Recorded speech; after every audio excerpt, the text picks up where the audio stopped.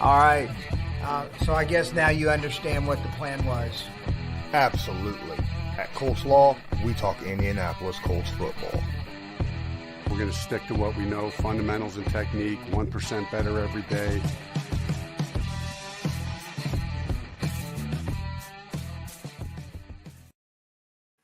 What's going on, Colts Nation? I'm Lawrence Owen. With me, as usual, is my boy, Loyalist.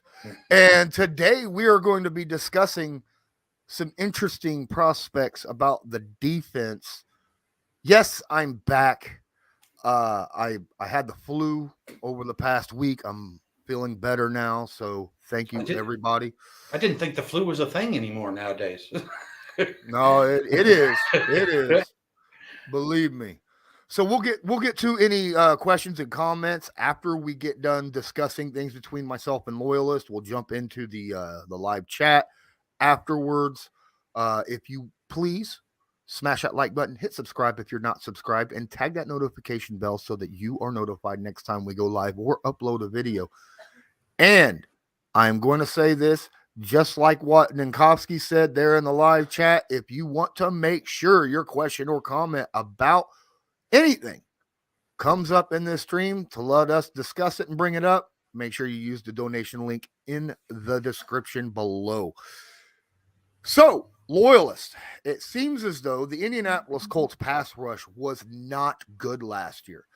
And it also, because of the new hire of Gus Bradley, the Indianapolis Colts will probably be using a zone-type defense next year, which means pass rush is still paramount.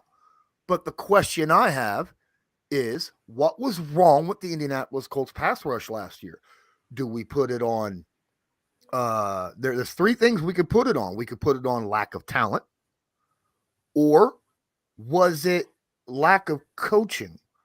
Or, you know, when I say coaching, I mean scheme-wise, and getting guys in and out and properly, you know, with snap counts to keep them fresh?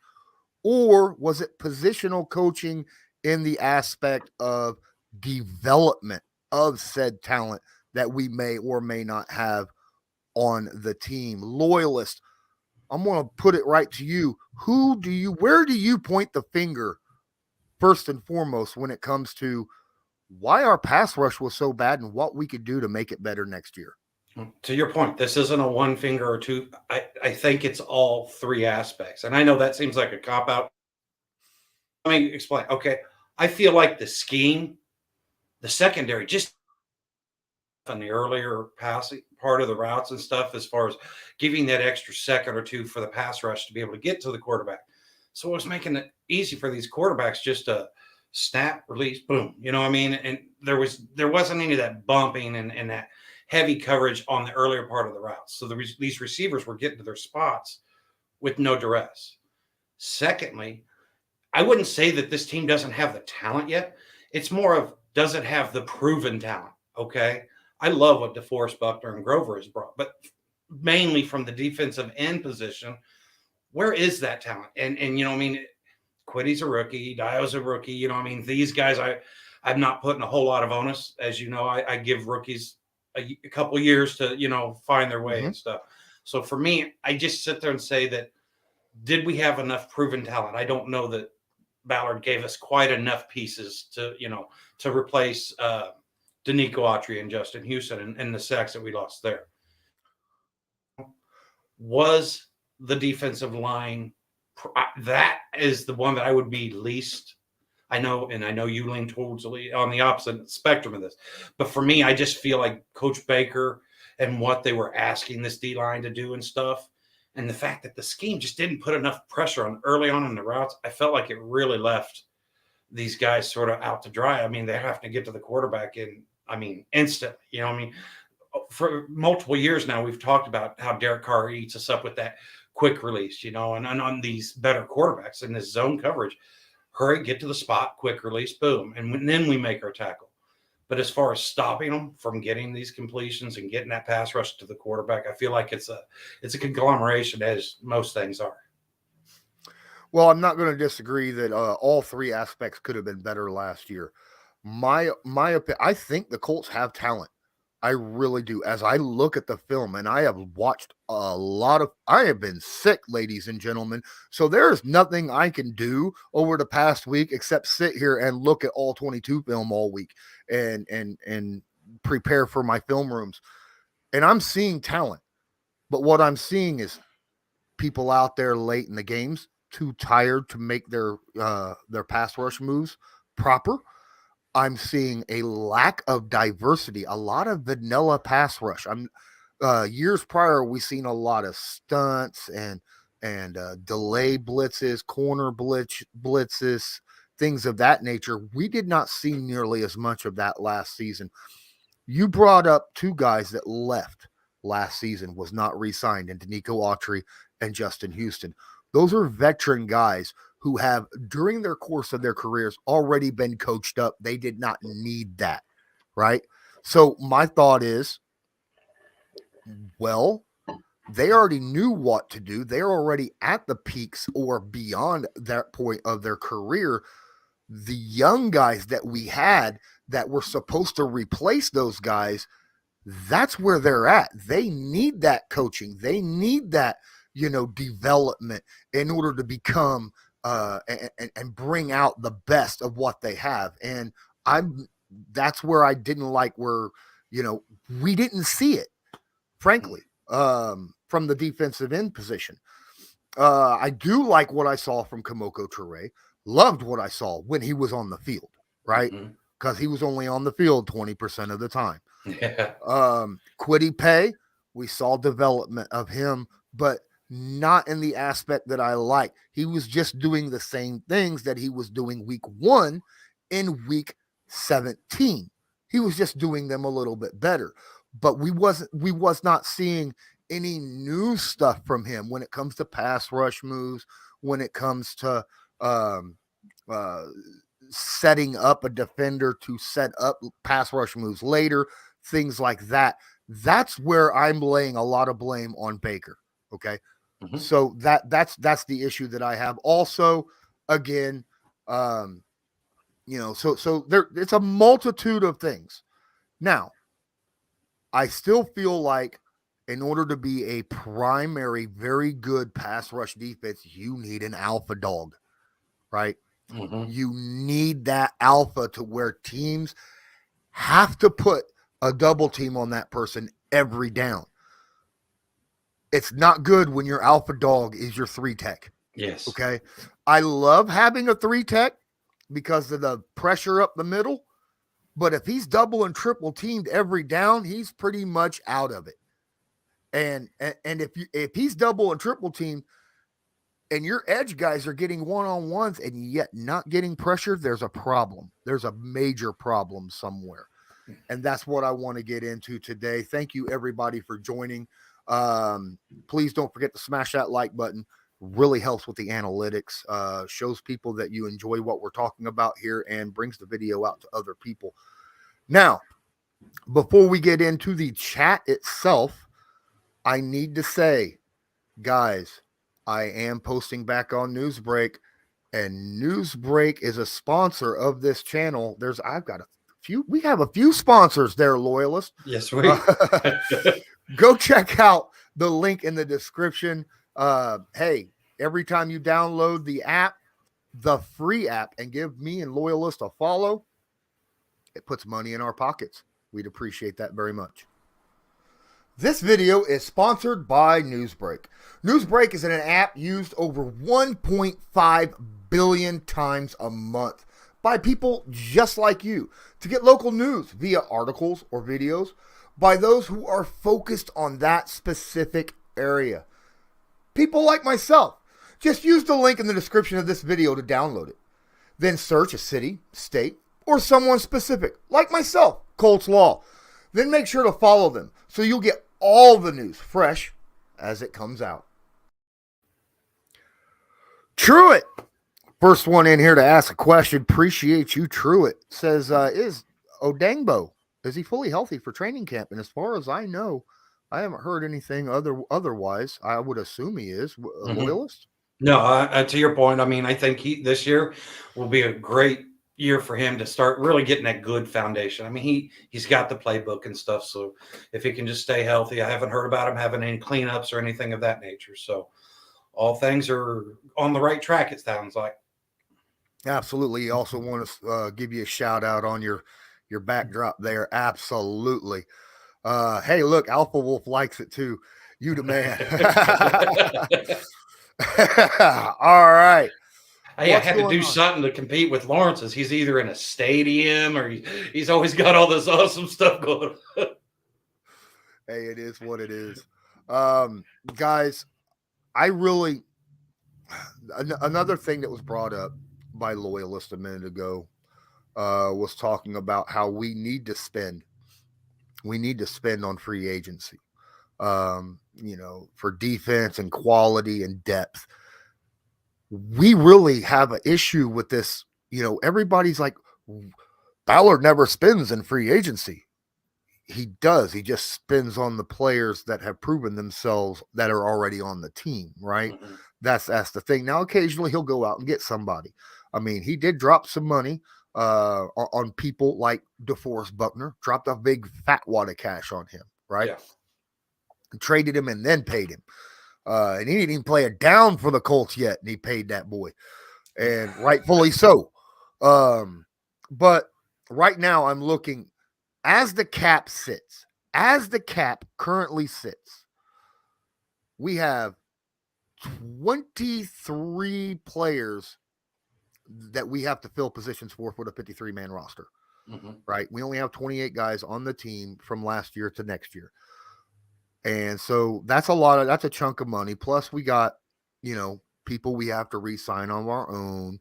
Yeah. To your point, Taekwon Lewis, Komoko Toure. These are guys that, we didn't mention them, but Taekwon, up until his injury, up till the second of his injury, the dude was balling out, So these are a couple guys that I feel like we need to retain them or find equal or elevated play from that particular roster spot, or else we're taking another step backwards, and this team is not in a backward step taking type of phase. Exactly. Now here's one thing I want to do. I do want to discuss. There is room to sign somebody, but it's where do you want that signing to be, right? Do you want it to sign? Do you want to go get a number one corner? Because that's going to take up all your free money. Okay. Do you want to go get a that stud alpha pass rusher that we was talking about? That's going to take all your money. You can grab him, but it'll take all your money. A stud wide receiver to go opposite of Paris Campbell. Sorry, Michael Pittman. You deserve way better than that. Michael Pittman Jr. Go opposite of him. Well, that'll take all your money. So the positions we need are the expensive positions. Yes. Okay, that's the problem. We have room, free agency money to buy somebody anywhere between $14 to $18 million a year, and that's a solid player. That's a solid player. But man, you got to be very careful on who you get. And Ballard is that type of person where he's incredibly, some people would say way overly careful on the kind of player that he grabs. Pierre James has a question. Would you break the bank for Chandler Jones? Yes. I would definitely like to get. How old is Chandler Jones now? He's 31. Yeah. Okay. So, you figure you get a couple good years out of him. I would love to bring a pass rusher because I understand we want receivers, but I look at where we sit in the draft and I look at, our draft capital or the lack thereof and stuff. And I'm like, hey, I see that, it's going to be easier to fill the wide receiver spot if you go through the draft, because you can get that in the second round. You know what I mean? You're not ever going to get a high caliber defensive end in the draft, even in the first or second. I understand Robert Mathis, but I'm not going to sit there and project, that as being the norm. You know what I'm saying? So for me, I would love to get a the guy for the defensive end and stuff. And it doesn't push Kwity Paye back and stuff because of the way these guys rotate. And Chandler Jones, he's not a 60-70% snap type of guy. He's more of that, you give him 40 or 50% of the snaps and stuff and let him eat and then recover, hit the oxygen tank or whatever he needs in between plays. I like Chandler Jones. I don't know if I'd break the bank. It depends upon, I don't want $18 million Chandler Jones. Okay. I think that's too much. I like Chandler Jones. If he'll go for 14 or less, I'm all for it. All for it. But he's 31. Okay. That's the thing. That's my biggest issue. Right now, you could grab Von Miller and he's estimated at around 10 million. I'd do that in a heartbeat. Yep. In a heartbeat. What he just provided the Rams, helped them all the way, and even in the Super Bowl, through the play, he was a stud in the playoffs and in the Super Bowl. And he's estimated at, I think, $10.6 million this year. I would do that right now, give him a 2-year deal, and it'd be done. Mm-hmm. But here's the thing. Chuck Millsap, what's up, my guy? Says he believes that Kwity Paye, with the new type of scheme on the defensive line that Gus Bradley provides, says he thinks that he can easily reach 10-plus sacks as the Leo. Now, I've got a film room that I am currently working on right now about that position and who I believe would benefit greatly. I mean, massively as being a Leo. And could pay? Possibly. I'll let you figure it out. I'll give you the chance to watch it and not kind of spoil everything for later. But do you think under Gus Bradley, do you think Kwity Paye could reach that 10-plus sacks? Honestly, I gotta say, guys, I feel like Kwity Paye, give him the time. I feel like Kwity Paye, under any of the proper tutelage and stuff, is going to be able to achieve that. He's got the physical tools. He's got the mentality. I love the way he plays the run first to the quarterback. I like that aspect of his game. To sit there and say, is he going to be a 10-plus guy year in and year out? I don't know. But I feel like that's sort of like where his sweet spot is going to be, anywhere from 8 to 12. Some years you might have an 8. And, I do believe that Kwity Paye has that skill set in him and stuff. To your point, Coach Baker not giving, enough guidance and expanding that toolbox. Was it maybe Kwity is just, it was a crazy year for him. The young man went through multiple times where he was dealing with injuries, and that, especially as a rookie, sets you back. Puts you back a little bit. Because just the amount of time that you're spending getting treatment and stuff is time lost that you could be on the field or in the ear of somebody and stuff. But I do think that Kwitty's got the skills. Alpha Wolf with a question. I got to bring him up because Alpha is one of my OPs. Has Kwity actually worked with Robert Mathis, or is that something that we assume? I haven't assumed anything, and as far as I know, he has not even worked with him at all. There's a couple players on the Colts that have worked with Robert Mathis because of the Gridiron Gang that they're a part of, that Robert Mathis is, working with, and his company. I don't believe, correct me if I'm wrong, but I have not seen any reports that Kwity Paye is part of the Gridiron Gang. That's correct. Because last year when we first drafted him and stuff, he had mentioned some of the guys that he had worked with previously. And he said, he wasn't going to be able to do a whole lot of that stuff. So he was just going to stick with that guy during the offseason. So now, whether he has during this first couple weeks or whatever, that I don't know. I haven't heard anything to that point. McChicken in here dropping some wise words. Yeah, I'm not even going to go too long into there. Thanks for showing up, though, McChicken. Appreciate you. Here we are. Ant Roger says, I think we get better pass rush by getting better depth. Once our starters get tired, we don't have the same caliber of rushers. I actually disagree with this, Ant. The problem was last year, Brian Baker was not rotating these guys at all. That's the problem. Kamoko Toure should have had way more than 20% of the snaps, right? Mhm. Way more. I mean, he had 20% of the snaps and had 6 sacks. Now, I'm not saying that if he had 100% of the snaps, he'd have 30 sacks. That's stupid. But I'm just saying, if he'd have had 40% of the snaps, would he have been double digits? Yeah. Yeah. Right? And that's the thing was this Baker trying to manage, Toure because of his injury history, or was this Baker not liking what he was seeing? I mean, and that these are the things that it's like, I mean, you look at the production, and to your point, the dude needs to get on the field. If you're at 20% and still, what it was, a half sack behind the leading sack guy for the team, you've got to get more opportunities for that type of guy. What about Stallworth?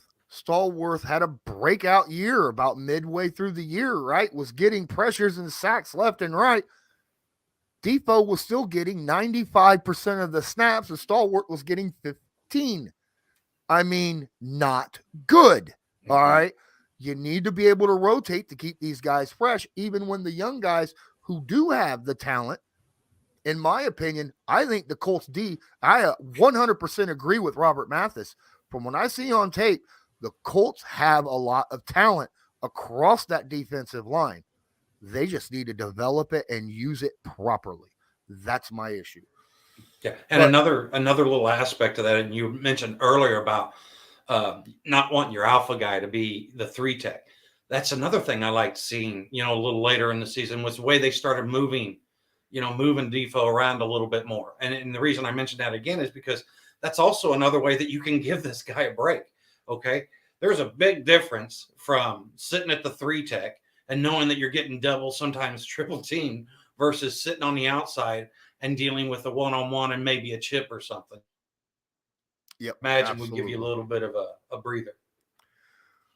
And also drops in here and says, we got too many hybrid guys. We need specialist pass rushers. Kamoko Toure is a specialist pass rusher, and he has worked out. He was fairly healthy last year, was available most of the time, just wasn't getting the snaps for some stupid reason. But when he was in, he was producing, right? Tyquan Lewis got hurt.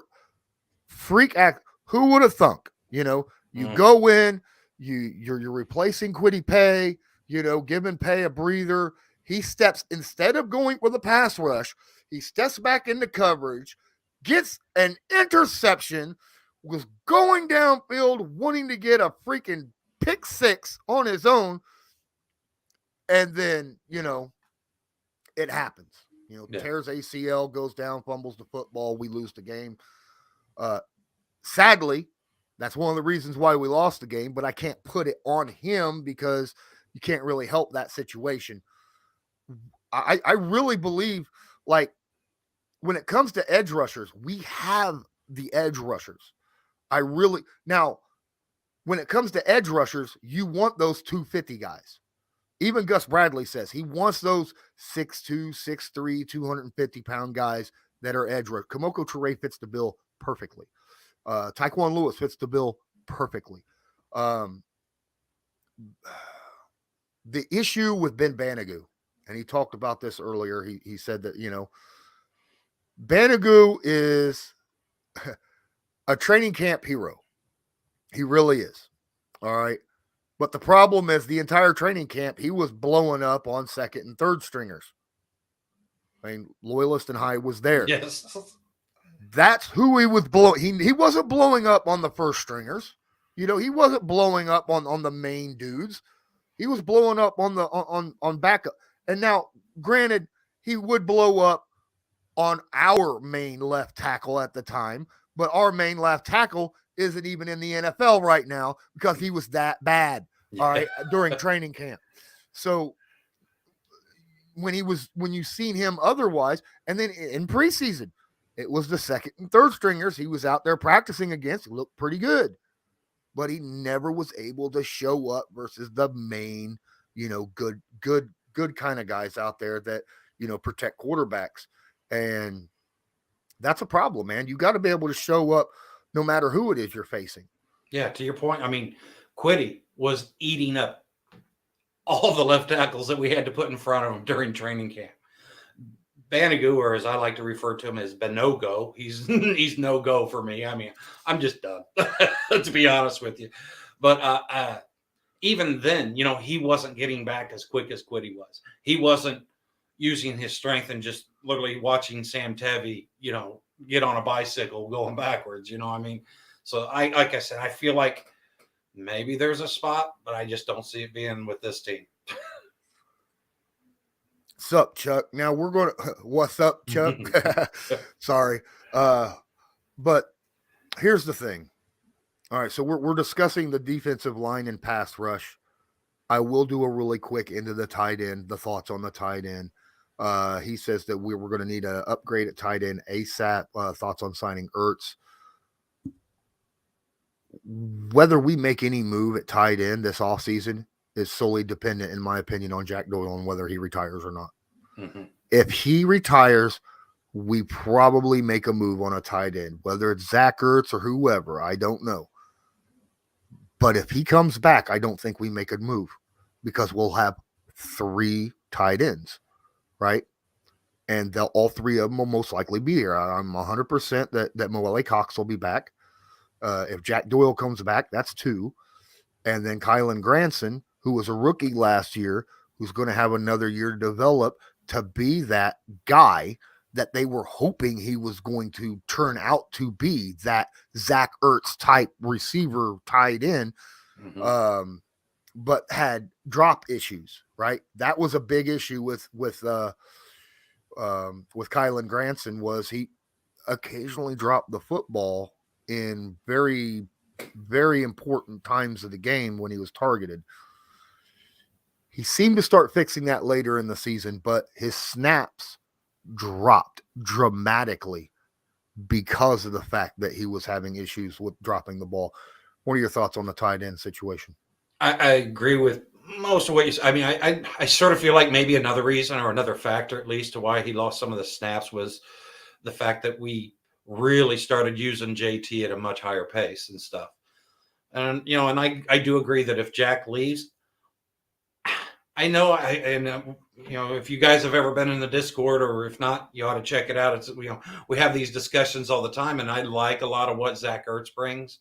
But then you dig a little deeper, and I mean, you sit there and you see like Mike Gesicki of the Dolphins. You know, there's a name that I sit here and I'm like, man, you know what? And you know, there again, he's going to cost more, but I feel like what he could bring to this roster, not only is, I mean, we're going to lose a little bit in the blocking, but I feel like Moelle Cox can step in and totally keep that workload. And I think Gesicki and Granson can block well enough. But I mean, just the pass, you know, in the passing game, what that could mean as far as having Gesicki or somebody of that, you know, Ertz, you know, I feel like I like Gesicki just because of younger, less injury history and stuff. But there is some guys out there that I definitely have been peeking at and going, wonder what that looked like in blue and white.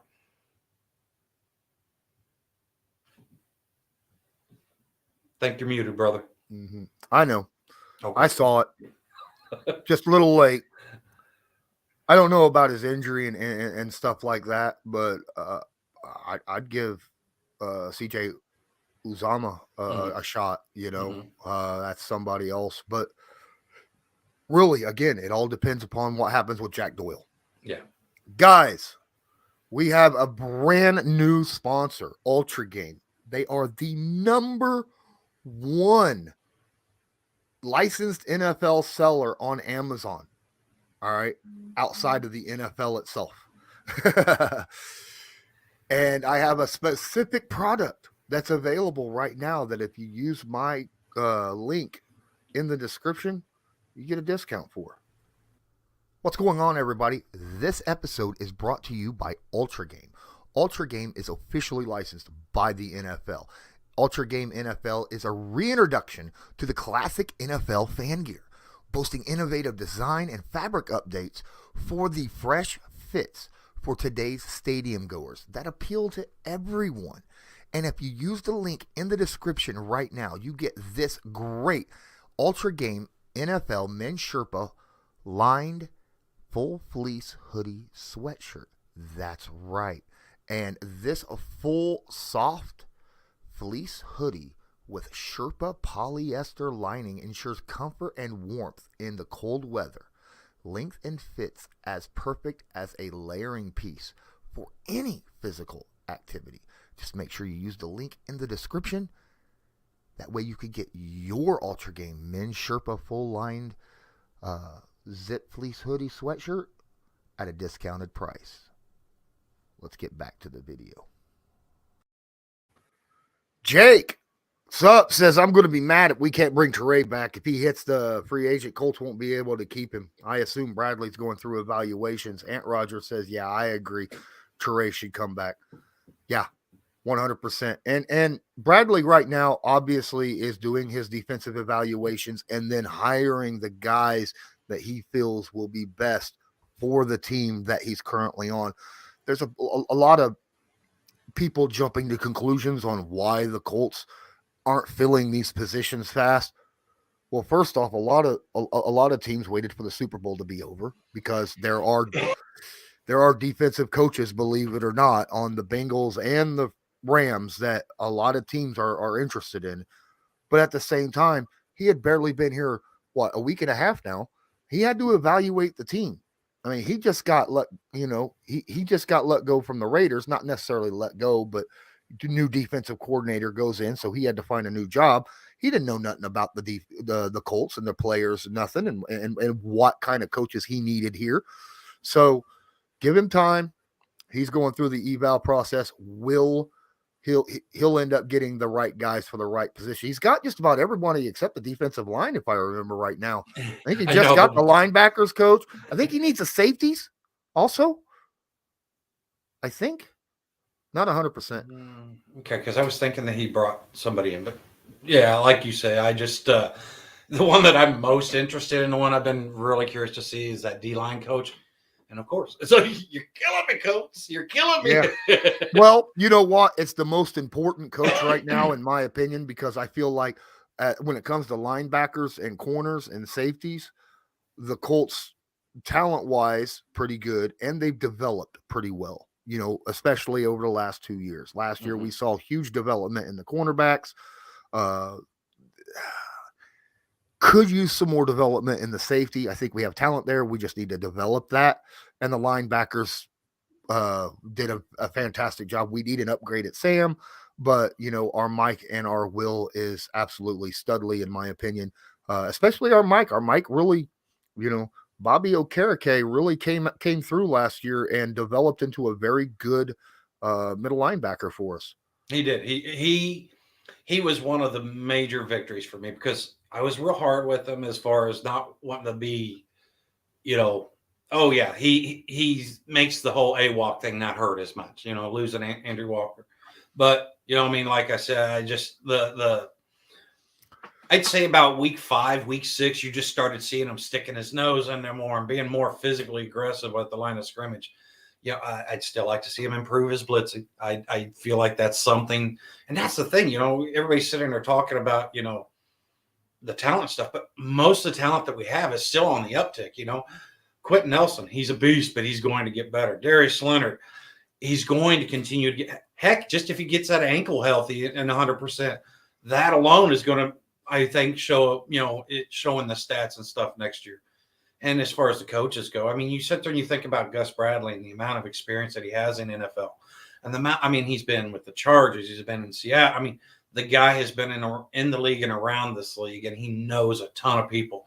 So I imagine, you sit there and you take a list of names that he wants, and then Ballard has to sit there and interview these. I mean, I just don't think they're just going to pick the first person because they've got to find, to your point, that right coach, because this is a very important decision for the Colts for the next many years.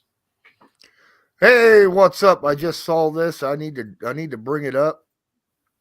Bam. Goki Colts fan donates $10 using the link in the description right down here. Thank you so much. Did that about 4 minutes ago. Says thank you for your service of being the best Colts source. you know what? We try. I'm sorry I ain't been here for the past week. I've been sick. It is what it is. But we are doing the best that we can. We appreciate the donation and the support from all of you. Thank you so much. Hey, if you want to donate and help support us in that financial way, do what Goki Colts fan did. You could use the tip jar down there. We'll bring it up. If you ain't got no money, that's fine. That's fine. You could donate. You could help multiple different ways, right? Including smashing that like button. We'd appreciate that a lot. Alpha wants to know, which edge would you specifically, Loyalist, who would you break the bank for? As a trade or in free agency? So, either or, I guess. Yeah, because like I said, I haven't fully dove into, who all the free agents are and stuff. So I couldn't really say that per se, but I mean, if you're asking me, who would I love to, see as far as rushing on this team? Man, that is a great question. I mean, yeah, I really don't have a specific. I'll be honest with you. I mean, I'm of the mindset. I just want to see, numbers. I just want to see somebody that comes with some experience to sit there and to give, Danico Autry Kwity Paye and Ben Al-Qadim Muhammad and some of these younger players and stuff. Somebody that they can sit there and they look at and say, okay, this guy's playing my position. I mean, I understand DeForce is a great leader in the 3-tech, but they're not going to glean a lot about how to play that particular position. Whereas, in the last couple of years we had, Houston and Autry and stuff helping these young guys out. And I just felt like we didn't have that this last year. I mean, who was our most veteran pass rusher? Toure and Muhammad on the edge. You know what I mean? That's not the people I want leading the pack from the edge. All right. So there's some names I can drop down for you. Dante Fowler Jr., Calais Campbell, a bit old, but still solid. Jason Pierre-Paul, again, bit old. Akeem Hicks from Chicago. Jerry Hughes, also. A lot of aging guys here. Mario Addison, again. Jadeveon Clowney, Emmanuel Agba. He's a young guy out of Miami. He's up and ready. That's nice. There's Takaris McKinley, my bad. And Solomon Thomas and Derek Barnett. Got a lot of guys out there that are really Barnett would be an interesting piece to look at. Yeah, there's quite a few. And these are just traditional defensive ends. I'm not even gotten into the outside linebacker pass rushers that could fill that spot, right, of a defensive end on a 4-3. Those are just your traditional defensive end pass rushers. Except for the earlier one that Calais Campbell, he's a 3-4 D. I wouldn't want him on here.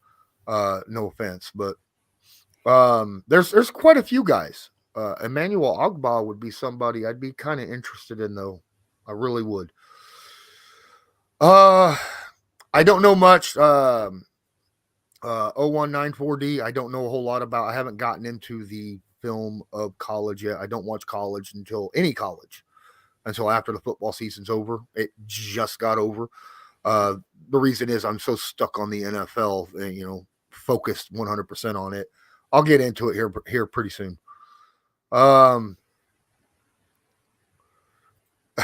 He said, but he does say if Ben is still under contract, we should trade him for a late pick. Good luck with that. Hey, if we can, let's do it. But yeah. I can't see a lot of capital coming our way for an unproven fourth year, right? It'll be a fourth year this year. Second round pick, though. Mm-hmm. Yeah, well, right. But he hasn't had any kind of play time in the regular season, so I don't know. Maybe we can get lucky and he can go out and have a stellar, week one of preseason, and then somebody will be like, "Hey, we could use that." Here you go. They really did say Jack Doyle would announce if he's retiring or not within 7 days, like 2 months ago. No, it wasn't 2 months ago. It was like 3 weeks ago. But yeah, I'm waiting on it. We're all waiting. I understand. To the point though, man, these days seem long without any football to sit there and put your heart into. Joe says, "Are you sure they have Colts Sherpas?" He knows what happened. It's all good. But to be fair, that wasn't Ultra Games' fault. They sent me a Sherpa, a Colt Sherpa. Like I was supposed to get one. Amazon screwed it up. Sent me a Bengals one instead. I just returned it yesterday, so I'll get it in the mail soon enough. Alonzo Baylor. We're not going to be discussing the quarterback situation today, my guy, but I appreciate you being in here. This is about the pass rush and what's wrong with it and whether it'll get fixed. And again, management of snaps is so important in the NFL. So important. You go look at Von Miller. You know, Von Miller played around 82, 83% of the snaps last year. And he's a starter, a stud starter. 82, 83 as a starter, that's good. That's a good percentage for a starter. I don't want to see 95% or 90% on our starters when you have guys that can, come in and relieve them, because you're going to want guys like DeForest Buckner and Kwity Paye. You're going to want these guys in the fourth quarter with 2 minutes left to be able to make a play and not be utterly gassed. What do you think happened against the Ravens game? All right. Those guys were completely gassed. They could not do anything, and they never took them out, right? Never took them out. And that's a problem. That's a serious problem that the Colts organization, I think that's one of the, if you can't get the snap counts right and get rotation, like even Ballard said, hey, rotation is so important, right? He said that many times. Rotation's so important. That's why we have 10 guys on the defensive line on our roster, on our 53-man roster. 10 guys. There's a reason for that. And you weren't using them properly. And I think that's probably the main reason why Baker got let go. Yeah, because I remember a lot of the people, the Isaac Rochelle's and stuff, there was all this excitement last preseason, and stuff with, okay, we can't wait to see what this guy does. He's got a high motor, blah, blah, blah. Motor doesn't matter if you, like, to your point, the motor doesn't matter if you're sitting there and taking 3 or 4 guys and just running their tanks on E. Yeah. He says, if we got a pick for Quincy Wilson, we can get one for Bannigan. Yeah, go. Feel free. Go talk to the Jets and see if they'll do that now. I don't think so. I was going to say, I think the only team that we might be able to do that with, it would maybe be Chicago, just because Flus is there and he's like, oh, this is a project I started. I got to finish. Yes, you do. Yeah, take him. There's a reason. Yeah, I got a feeling it was the reason why Ben didn't get snaps is because of Flus, because, that was the whole thing, right? The whole thought process the first few years was, he had that loafing rule. If you loaf, you don't play, right? And the first couple years, that was his big issue. Now, last year, from what I could saw in training camp, I didn't see a problem with loafing. All right. Looked like he came in and really gave it his all every play during that. But, who knows? Another interesting piece to this is I wonder how Coach Bradley runs things. How does he run his defensive side of things? Is the D-line the one who decides who gets the snaps? Does he, I'm just curious to see, how some of these choices are made. I mean, I'm not talking about scheme or anything, just as far as, who gets the starting reps, who and why, and when do you bring in this player or this player for, third down and long and stuff. I'm really curious to see where some of these things go this year. Now that is true.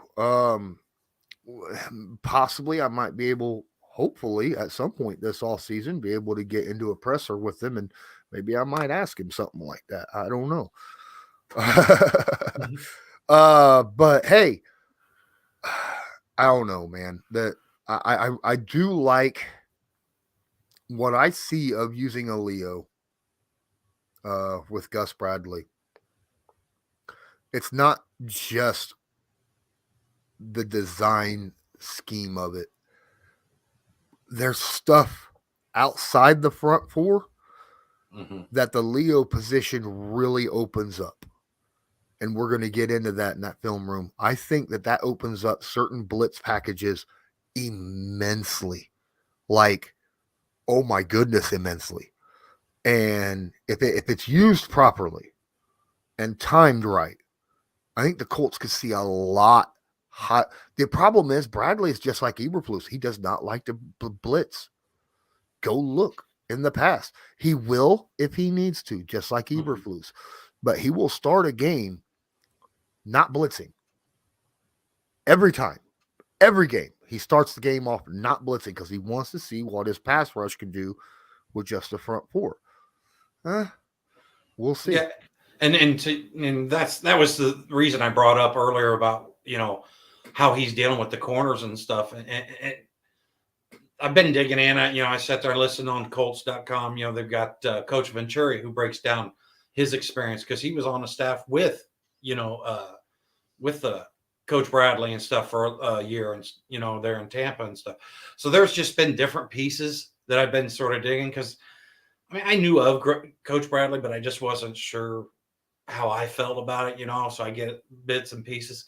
But the way he sets there, first off, to your point, he tries to get the sacks with the front four. Well, when you've got an Ngakoue or a Bosa or a Crosby, that does tend to give you a little more flexibility in that particular realm. But love the way I've been hearing a lot of people talk about how he deals with his secondary and how the secondary really does create a rush. More time to create, let that rush get there. I'm super hyped to see if that actually pans out for us.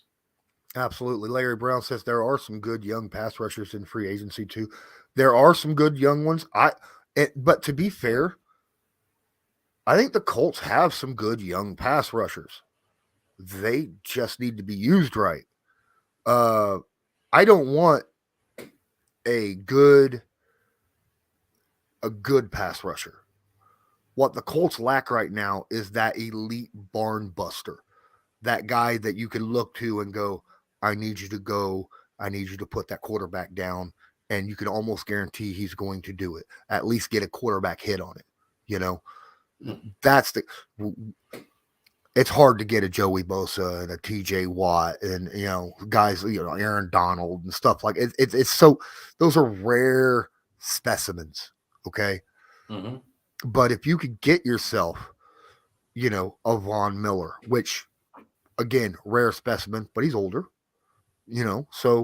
but he's got experience to work with what he's got at his age. Again, you talked about earlier with the Cardinals defensive end. Maybe we'll see, right? Ogba, I think could be incredibly good. You talk about Barnett, again, someone that would be absolutely awesome. Larry Brown says we need Max Crosby. As do 30 other teams in the NFL. You know who Max Crosby played for last year? Right? Who was his DC last year? Gus Bradley. Yep. All right. Max Crosby broke out during Gus Bradley's only season with the Raiders. Before then, he was getting, average sacks, somewhere between 8 and 10 sacks a year. But, his pressures and hits weren't outrageous. Under Gus Bradley, Max Crosby led the NFL in quarterback hits, and it was by a freaking mile. By a mile, like 30-some quarterback hits, which is ridiculous. Ridiculous. So let me ask you, do you sit there and see or think of anybody that's on our roster that we could bring back that you think that he could have that type of leap going into next year? Do you think Quiddy?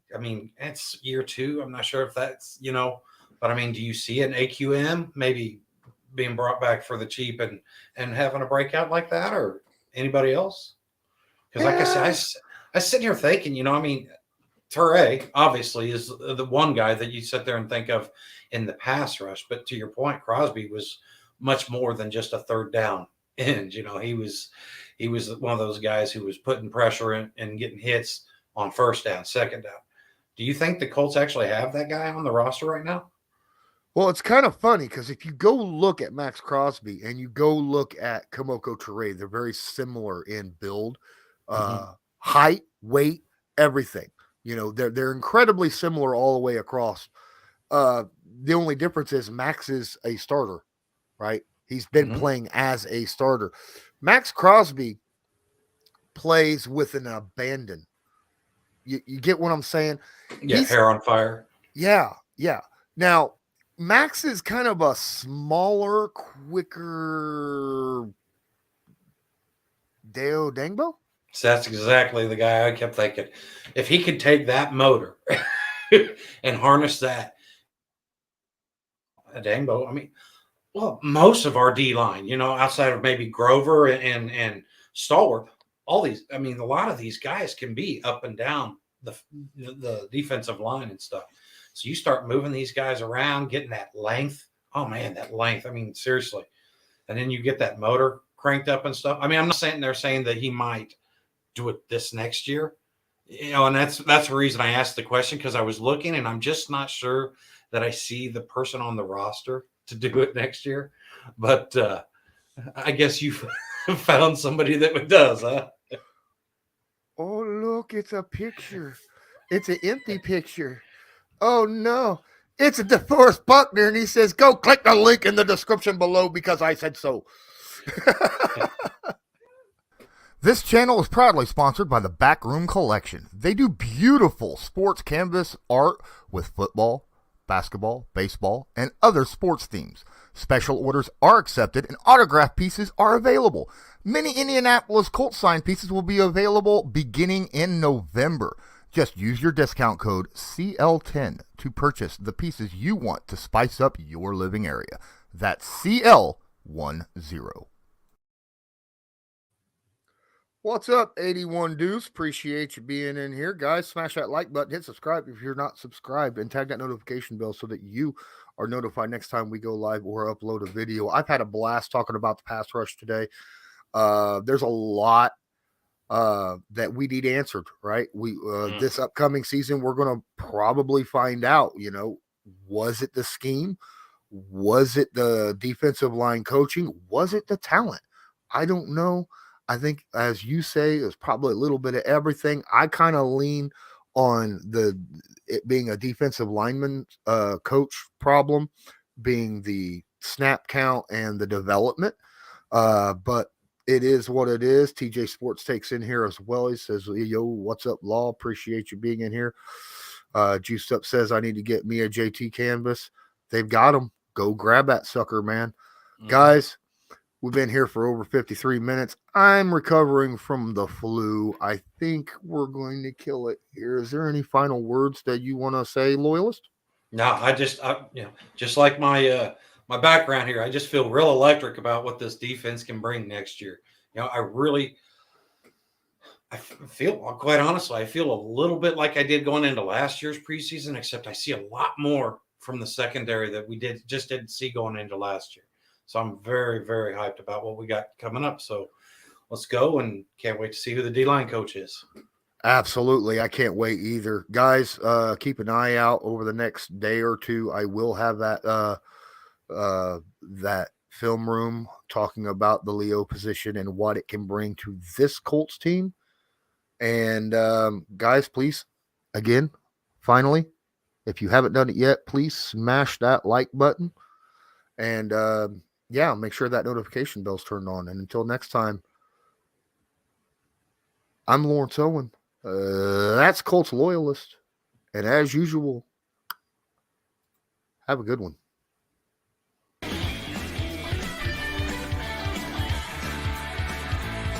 Just because a player's not a household name doesn't mean we can't make him a household name.